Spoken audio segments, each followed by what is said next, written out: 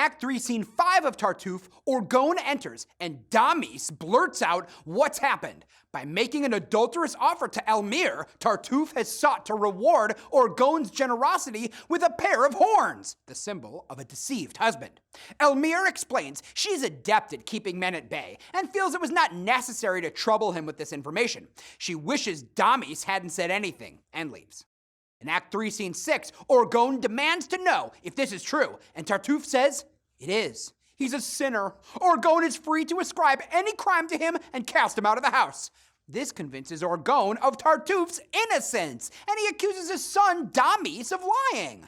But Tartuffe tells Orgon to believe Damis and invites Damis to keep calling him names. Orgon tells Damis to stay silent or he'll tear him limb from limb. Tartuffe won't hear of it and begs Orgon to pardon Damis.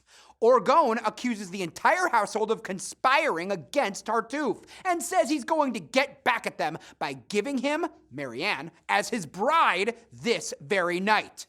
He demands Damis beg Tartuffe's pardon. When Damis refuses, Orgon throws him out of the house and threatens to disinherit him.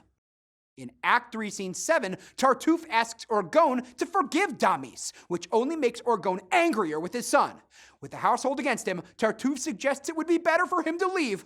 Orgon begs him to stay. Tartuffe relents, but thinks he should at least avoid Elmire.